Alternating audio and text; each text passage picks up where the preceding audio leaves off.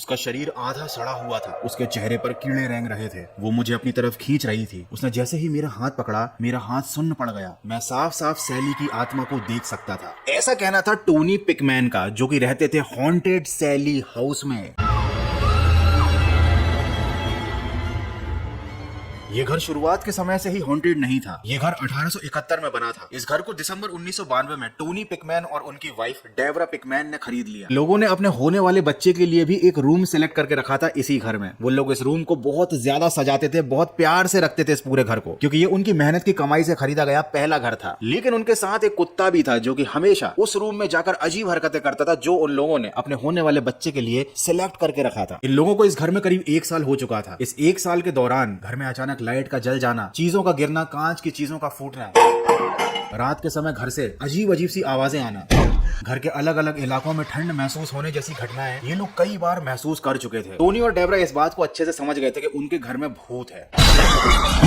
लेकिन चूंकि उनका बजट ही नहीं था नए घर में शिफ्ट होने का, तो उन्होंने भूत के साथ ही रहने का फैसला किया, क्योंकि पहली बात तो उन्हें भूत दिखाई नहीं दिया था, और दूसरा वो लोग भूतों पर विश्वास नहीं करते थे। इसी घर में उनका एक बेबी भी हो गया, और उस बेबी को उन्होंने उसी कमरे में रखा जिसमें कुत्ता हमेशा जाकर भौंका करता था। लेकिन डेबरा इस घर में होने वाली कुछ चीजों से बहुत ज्यादा परेशान हो चुकी थी, जिनमें से एक घटना थी उसके बेबी का रात में ना सोना। डेबरा को हमेशा ऐसा लगता था कि कोई अदृश्य आत्मा है जो उसकी बेबी के साथ रात में 2 बजे के बाद खेलने लगती है, जिसकी वजह से बेबी सोता नहीं है। लेकिन ये तो सिर्फ शुरुआत थी। आगे उन्होंने ऐसी ऐसी घटनाओं का सामना किया जिन्हें सुनने के बाद आपकी भी रूह कांप जाएगी। एक दिन टॉमी अपने बच्चे के कमरे में आया और उसने देखा कि पूरे खिलौने बिखरे पड़े हुए हैं, जबकि उनका बच्चा तो बहुत छोटा था, वो तो अभी खिलौने को उठा भी नहीं पाता था। टोनी को लगा कि शायद डेबरा ने ये खिलौने फर्श पर फैलाए होंगे बच्चे को खिलाने के लिए, तो उसने सारे खिलौनों को जमा दिया। और जैसे ही टोनी वापस लौटकर आ रहा था, आधी सीढ़ियां उतरते ही उसे बच्चे के कमरे से फिर से खिलौनों के फेंकने की आवाज सुनाई थी, जबकि उस कमरे में कोई भी नहीं था। जब टोनी ने वापस जाकर देखा तो खिलौने वापस वैसे ही फर्श पर पड़े हुए थे। इस घटना के बाद टोनी ने डेबरा से बात की और इन दोनों ने डिसाइड किया कि वो अपने बच्चे को उस कमरे में अकेला रात में बिल्कुल नहीं छोड़ेंगे। टोनी ने अपने भाई को और डेबरा ने अपनी सिस्टर को बच्चे को संभालने के लिए अपने घर पर बुला लिया। इन दोनों ने बच्चे को अपने साथ ही रात में सुलाना शुरू कर दिया। एक हफ्ते बाद उनके पड़ोसी ने आकर कहा कि रात के 2 बजे के बाद आपके बच्चे के कमरे की लाइट जल जाती है। ये सुनने के बाद वो दोनों पति पत्नी मतलब टोनी और डेबरा काफी परेशान हो गए, क्योंकि बच्चे के रूम की लाइट वो लोग रात को 2 बजे नहीं जलाते थे। इनफैक्ट उस रूम में तो अब कोई रहता ही नहीं था, वो रूम उन लोगों ने बाहर से लॉक कर दिया था। इस घटना के बाद टोनी ने डिसाइड किया कि अब ये लोग इस घर में नहीं रहेंगे, चाहे इनको सड़क पे ही क्यों ना रहना पड़े। लेकिन जैसे ही टोनी ने ये बात सोची, उसकी पीठ में बहुत तेज दर्द होने लगा। जब डेबरा ने टोनी की टी शर्ट को ऊपर उठाया तो देखा टोनी की पीठ पर पंजे से बने हुए घाव थे, जैसे किसी ने उसकी पीठ पर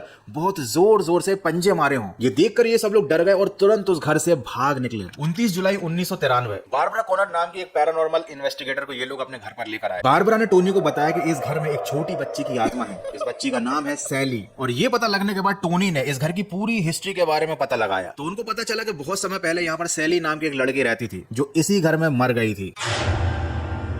और ऐसा माना जाता था कि उसकी आत्मा इसी घर में भटकती है, क्योंकि उसको इस घर से बहुत ज्यादा प्यार था। और टोनी और डेबरा ने चूंकि अभी तक सैली का जलवा देखा नहीं था, तो उनको लगा कि बच्ची की ही आत्मा तो है, रह लेंगे साथ में, कर लेंगे थोड़ा सा एडजस्ट। और यहीं पर इन दोनों से एक भारी गलती हो गई। टोनी और डेबरा वापस उसी घर में शिफ्ट हो गए, ये जानते हुए भी कि इस घर में सैली रहती है।